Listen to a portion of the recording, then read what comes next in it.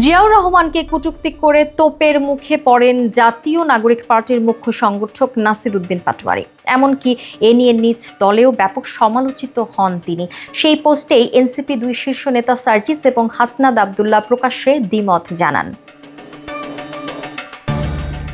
নিজের ফেসবুক অ্যাকাউন্টে এক পোস্টে নাসির উদ্দিন পাটোয়ারি লেখেন, গত 53 বছরে জামায়াত ইসলামীকে বারংবার রাজনীতিতে পুনর্বাসন করার প্রচেষ্টা করা হয়েছে। জেনারেল জিয়ার হাত ধরেই এ অবৈধ কাজ সম্পূর্ণ হয়। সেনা জনতার অভ্যুত্থানের ফসল লুটকারী জিয়া জনগণের অভিপ্রায় তোয়াক্কা না করে গায়ের জোরে এ অবৈধ শক্তিকে জনগণের ওপর চাপিয়ে দেয়। সমালোচনার মুখে পড়ে অবশ্য পোস্টটি ডিলিট করেন তিনি। অপর এক ফেসবুক পোস্টের মাধ্যমে নিজের অবস্থান পরিষ্কার করার চেষ্টা করেন এই এনসিপি নেতা। বলেন, জিয়াউর রহমান বা তাহার ফ্যামিলির প্রতি আমার বা আমাদের কোনো জিঘাংসা নেই। মেজর জিয়াউর রহমান ভালো মানের সংগঠক এবং স্টেটসম্যান ছিলেন। এ বিষয়ে বাংলাদেশের কোনো মানুষের ন্যূনতম সন্দেহের অবকাশ নেই।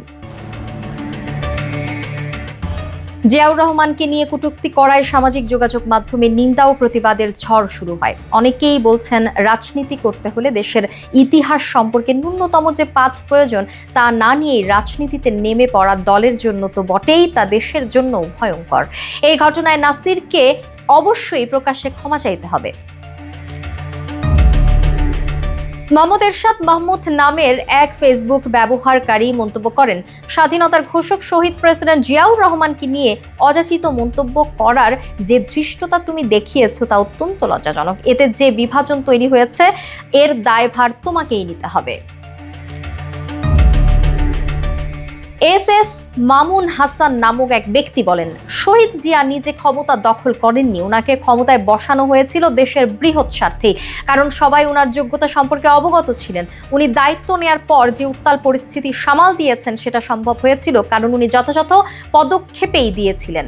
ইউনূস স্যারের মতো এতটা উদার হলে সেই পরিস্থিতি সামাল দেয়া যেত না। এ প্রসঙ্গে আলোচিত প্রবাসী সাংবাদিক জুলকার নাইন শায়ের সামি জিয়াউর রহমানকে নিয়ে করা একটি প্রতিবেদন শেয়ার করে লিখেছেন, জেনারেল জিয়াউর রহমান এমন একজন ব্যক্তিত্ব ছিলেন যিনি তার কর্ম এবং সততার মাধ্যমে শত্রু মিত্র দুপক্ষের কাছে অত্যন্ত সম্মানিত ছিলেন। রাজনীতির সাথে কোনো সম্পর্ক নেই এমন অনেকের কাছে তিনি এখনো সমাদৃত।